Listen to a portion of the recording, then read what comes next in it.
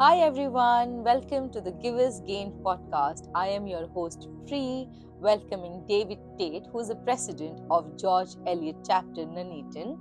Let's have a chat with him. You share a little bit about yourself and your BNI journey, please. So I'm David Tait from Golding's Gin. I'm a pharmacist by background, so I worked for the NHS for 36 and a half years. And about 2008, 2009, I started drinking gin. And then in about 2015, I thought, do you know what? How hard is it to make gin? It's quite hard, by the way. I'll come back to that.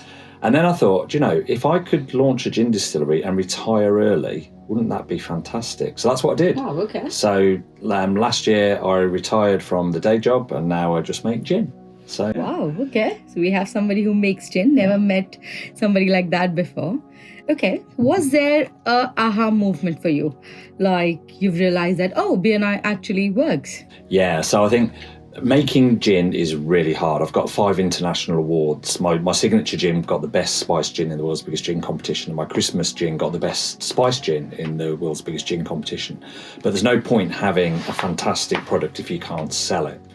So I think for BNI, for me, and I've got a bit of a story how I got there, but what it's made me do is it's made me work on the business rather than in the business. Because as I said, I'm a pharmacist, created by a pharmacist with a passion for gin is my strapline. I'm not a business person.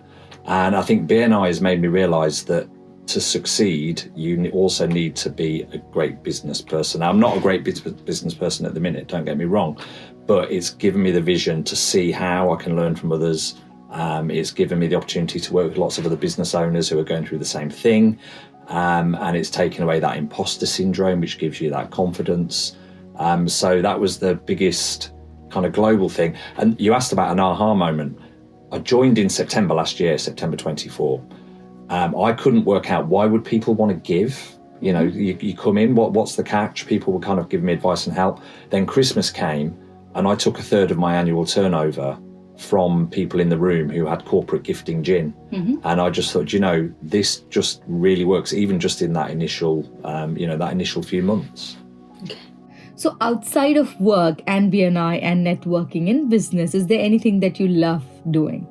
I've got a whole range of things. I'm a spinning instructor. Okay. I teach spin 3 times a week. Used to do Ironman triathlon, but that's kind of long gone. Really boring now. I'm trying to learn to play the saxophone. Jigsaw puzzles, which sounds really boring, doesn't it? But then I've got 2 beautiful grandchildren as well. You have a grandchildren? Yeah, so we've got wow, okay. 3-year-old and a 6-week-old. So I just like exercising, spending time with grandkids, and drinking gin as well. That's quite nice. That's quite a good thing to do. But and then spinning as well. It's brilliant being in the front of a spin studio. The whole Giver's Gain, I like to give. So bringing people on a journey through fitness and helping them. So I teach 3 times a week. I kind of arrange things really. I'm not very good at the saxophone though, so don't ask me to bring it in. You wouldn't want that. Could you please share us a story about a great referral or connection that you've made in BNI that has actually made a difference in your business or in generally in your life? Massive one that springs to mind. So I mentioned that I used to do triathlon. So back in the day, I used to do triathlon with this chap who's now an independent financial advisor. He came to a gin market that I was doing. We reconnected. He stood and had a few gin and tonics. Come to this meeting. So he sponsored me into the group. And then at Christmas, a commercial insurance broker who'd been a member for 22 years said, can you do me some corporate gin? Which I did, and that's great. Said he's got a race day. So I went and did the bar for him, did the gin bar. And while I was there, he had 20 of his best clients. And an engineering company in Coventry said, I'd like some gin. And you think, nothing will maybe come of this, will it? But then in the January, I got a call. Can we have 40 bottles of gin, please? Wow. We need them in a fortnight. Every time you go to this engineering company now, they do something with double glazing. They're called Jade Engineering. And when the visitors come around the factory, they get a bottle of my gin. And they're on their second order. So things like that help to stop me just being on a market every single weekend. It also kind of extends my reach and my network into other people. So that's kind of one of the best things that's came through. And there's a spin-off from that as well, because it helps to validate me as a business person and as a gin producer specifically, because you then get to speak to people who've been given the gin or they've drank the gin, and then they start to tell you how much they're enjoying it. And it takes it out of that kind of an individual and puts it into another world of business. So, yeah. What is that one most important goal that you're working on right now? The biggest single thing, if I bring it back to basics, is I need to make a profit. So I've been doing this since, got my licenses in 2019, started trading in 22, because I used to work for the NHS and something happened in 20 which derailed me slightly.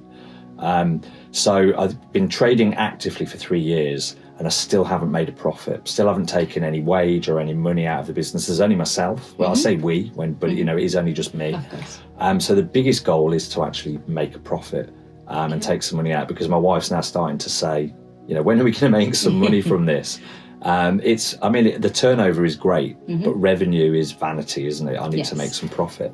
And the goal for doing that, and this is why I think BNI is really helpful for me, is it stops me being insular and focusing on working in the business. So I can spend all the time in the world making gin, developing new flavours, getting other awards. But if I don't sell it, there's no point having the best traditional gin in the world's biggest gin competition. I need to sell it. So I think it comes down to making a profit.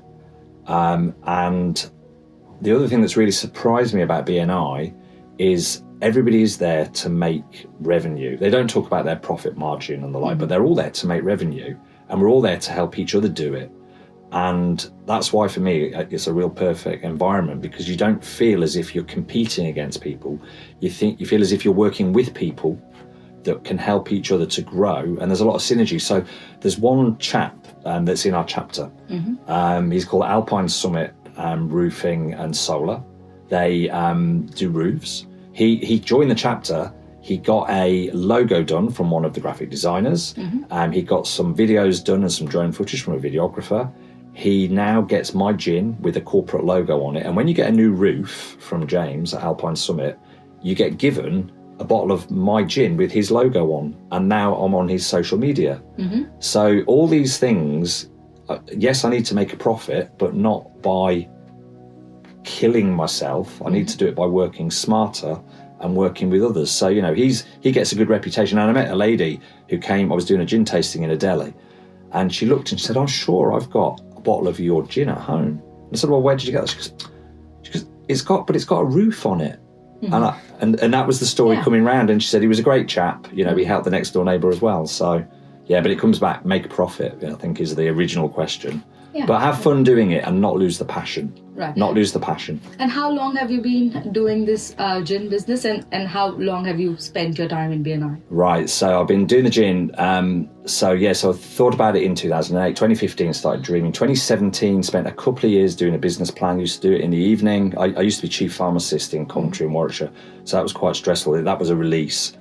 Got my licenses in 19, spent a year doing tasting and the like. Was going to launch in 20, but the pandemic happened. So, as I say, NHS busy, we didn't do that. So the gin's been 3 years. Now got 3 flavours and a Negroni.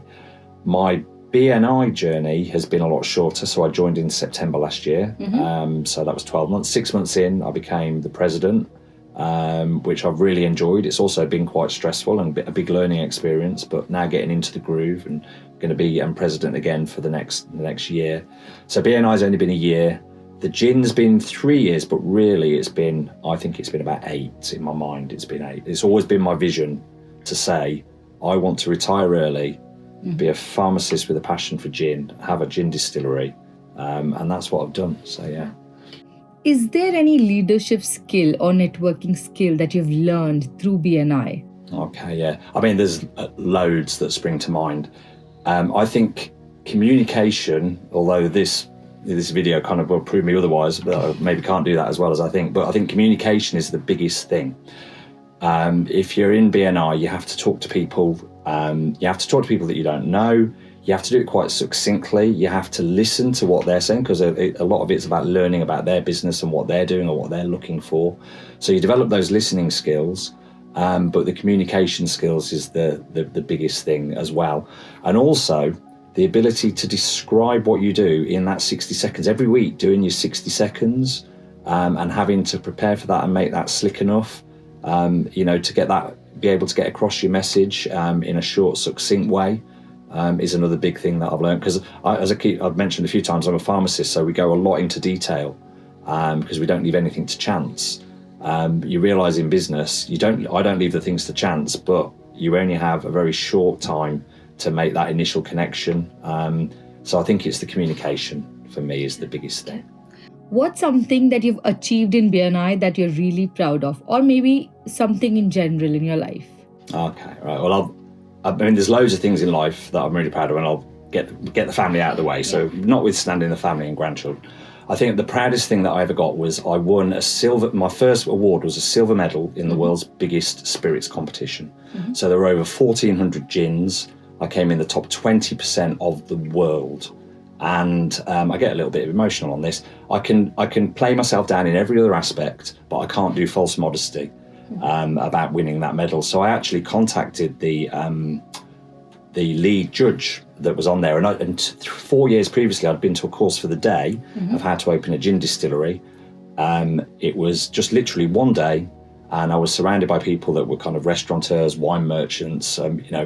I bet they thought, this pharmacist who works for the NHS will never do it. I managed to open the distillery. I reached out to the chairman of the awards and said, you won't remember me, but I did this course, etc., etc. And he just messaged back saying that is amazing to do that, not only to launch the gin distillery, but within 12 to 18 months to get a silver medal in the world's biggest spirits competition. And that also validated me, because I make gin that I like. My gin's very juniper forward. They're classic gins. They're London dries, which means there's no flavour added. It's just all as it's distilled. So I make gin that I like, and my friends will tell me they like it. But when you get judges that blind test it, that are world renowned, and they like it when they don't know anything about the background. So I think that first medal for me was the proudest thing. So according to you, what's the biggest reason that you think that someone should start their networking or BNI journey in general? Okay. So networking, you should start networking just because no man is an island and you need others to grow and succeed. I've done some networking in kind of just informal networking groups, and that I find that quite challenging, because you really have to kind of lift your shoulders and kind of like lean into it. And I enjoy it to a degree, but I think the difference with BNI is it is structured, it is professional, it is referral marketing, and because we're all there for the same reason, and it is about givers gain, and it sounds, when you initially join, it sounds like a bit of a strap line that you think, does it really mean what it is? But it does. So I think BNI in particular is proven to work. So we're all giving, and then we also do gain. So, and sometimes I kind of think, well, how am I actually giving something to somebody? So coming back to the roofer, he's buying my gin. So what am I giving him? He's buying it off me. But then he'll say, David, my customers love it, because he's raised his game. He's a great roofer, but now he's got the marketing with it, and he can show people what they do. And for him, he says at the end of that sale and the end of that roof, when they're happy with it, he gives them the bottle of gin, and he's gaining something from it. So, we do give and we do gain. So, but it's got to work for you. It doesn't happen if you don't throw yourself into it. You do have to work at it. It becomes natural after a while, but you still actually do have to focus, and you do have to think, having one-to-ones with people that maybe isn't a direct connection, but you don't know about their business. And once you do know, you then might be able to find a referral for them, and it's at the back of your mind. So I think the fact that BNI is structured, but you've got to be able to work at it. You've got to have the time. So it does take a bit of time to do it. You've got to have the mindset, and you've also got to be able to go with the flow of it. It's not been the biggest referral marketing program in the world for 40 years for no reason. You have to just follow the process. It's not a place to be individual in the way you do it. You add your own personality, and you'll work in your own way. But go with the flow of it. And if you can do all those things and you've got the time, and as I say, the investment is relatively small compared to what I've gained from it. So I'm hoping to get more this year than I got last year. And you can do that by going cross chapter. And nobody kind of bats an eyelid that why you're here to talk about what you do, because they're there to talk about what you do. You're there to listen. They're there to listen to you. You're there to listen to them. So I think, if it's right for you. But come and visit. Yeah. Come and visit. Come a couple of times to a chapter. George Eliot and Nuneaton, Thursday morning, 7 a.m. Message out. Come and see it. And if it's not right for you now, come back another time. So. Yeah. So can I know the name of your business? So my business is Goldings Distillery Limited is the formal, but I just go by Goldings Gin. Goldings. Gin. Yeah. I'm from a small village called Stoke Golding. Okay. And quite a few people, even in the village, have said, "Where did you get the name from?" And we're from Stoke Golding, and it's called Goldings Gin. Yeah. So, Adam, sorry, David, tell me, like, why Goldings Gin? Like, why would your customers pick you than your competitors? Okay, right. So, my gins are all proper juniper forward London dry. Mm-hmm. They're not flavoured. That's not my market. There's nothing wrong with flavoured gin, but lots of people like it, but that's not my market. And the other reason that I think of Goldings Gin, apart from the international awards, because you might not like what the judges like, but the judges like it. The reason is it's all made by myself. I invest into that gin. Created by a pharmacist with a passion for gin is in a strapline. That is what happens. There's no other spirit that is so influenced by the person that makes it than gin. So from all the way from selecting the botanicals, the way that you keep them, store them, prepare them, distill them, the distillation process, that's just the liquid. Then you've got the marketing and the like. So when you get a bottle of gin from Goldings Gin, it has been truly made by hand by the person that you're seeing here on their own. I do everything myself. Sometimes that doesn't quite work. Sometimes, I might get something and the printing doesn't look great on something. The liquid is always brilliant because I obsess about it. But you're getting something truly unique. But also, even though it's really small, it's obviously got all the licenses that it needs, and it's got international awards. So it's not very often that you can get a bottle of gin direct from the person that's made it, that's done absolutely everything to do with the company, and it's got international awards. And I think that's why I think Goldings Gin is something that people ought to try, if you're that way inclined. Okay. And did you mention, so when you mentioned that you also do B2B, so is this gin for a purely corporate purpose, like you would like to sell it to B2B, or is it also available to direct customers? Yeah, so I'm doing both. So I have to build my tribe, because I love speaking to people about gin. Yeah. So, if they like gin, I build my tribe. But what I don't want to do, and it's a brutal world out there of every single weekend having to do 2 markets a weekend, and there's a lot of competition. So I want to go out to help businesses by helping your brand, our gin, put their logo on the bottle. The customer will get a bottle of gin that's got the international awards, got the story behind it. The people that are buying it and doing it through BNI as well, they can say they know the person, they've made a connection. They've not just gone to a wholesaler or to a wine merchant and just taken something. So that is my business angle, is keep growing my individual tribe, but I'm now starting to go to corporate customers to say, look, there's a range of sizes, there's a range of flavours, we can personalise this for you, and it's kind of win-win. So as I say, with the roofer, with the insurance broker, with somebody gifting it, it shows for the business that they've gone out and sourced something that means something to them, but also means something when they gift it or give it to to their big clients or to their staff. So that's kind of, and that's the other way. Also, it will help me spend more time with the family rather than spend every weekend doing a market.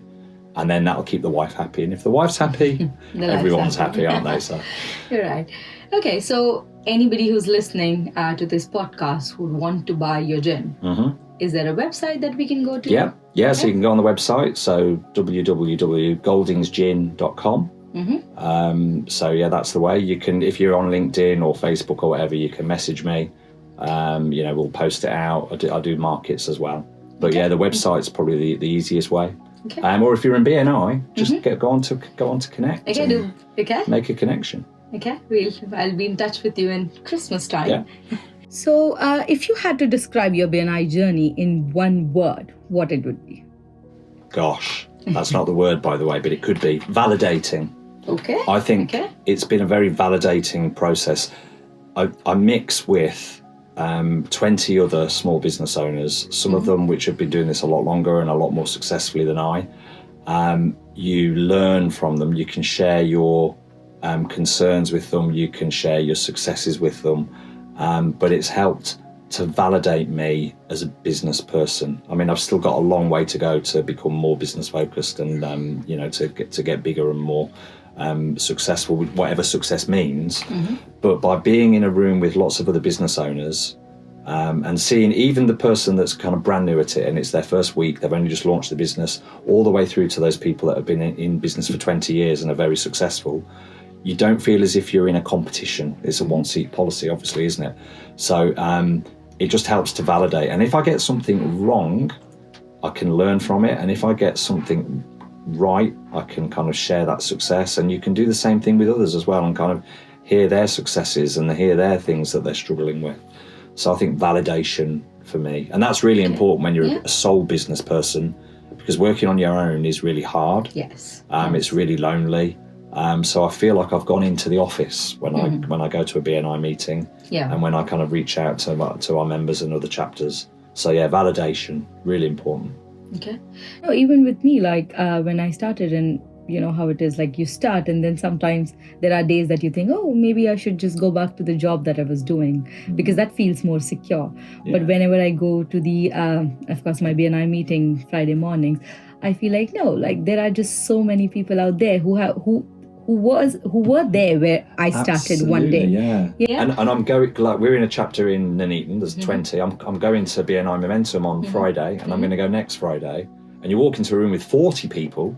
45 and now. Oh, it's 45, and you suddenly you kind of think, first time, whoa, my goodness, what am I doing here? Yeah. And then you realise actually that it's all fine, it's all okay. It has been so much helpful for me personally as well, because my question was to a lot of people that should I be here, because I think I'm like the second youngest person in the room as well. There's another person who's an intern in another company, and then that's me. And I was like, should I be here or not? Absolutely, you should be there. And that's the other thing with BNI, because of that one seat policy, you can say to them if you're struggling with something, or if you're not great with something, or I'm thinking of doing something, what do you think, guys? I'm thinking of expanding into this or that, what do you think? Or you'll do that within your members. If there's guests, obviously you put a bit more of a show on, but you should absolutely be there, because everyone starts somewhere and they get a lot of pleasure out of bringing people on. So the people that sponsored me in, the financial advisor, he thinks it's great that, he sponsored me in. It's great that I'm doing corporate gin. It's great that I'm kind of becoming more professional and focused. And he says, but that's what we do, David. He said, we're all about community, helping business people support. That's what his company ethos is. So it's... Yeah, there's a lot of encouragement. I think, whenever I walk in, like for my launch pad as well, I was nervous and I was like, will I be able to speak in front of all these people? I bet they and helped I you, did. didn't they? They did. And actually I was so comfortable after that. Each of them, whenever they were standing up for the referrals, they were actually telling me that, oh, you did great, you did amazing. And when 40 people say that to you, you're just like, oh, okay. I might be not as bad as I think I am. And I think encouragement was like, everybody just encouraged me. So I loved it. Well, thank you so much. Thank you for thank you. the conversation. Thank you. Thank you. I've enjoyed it. Thank you.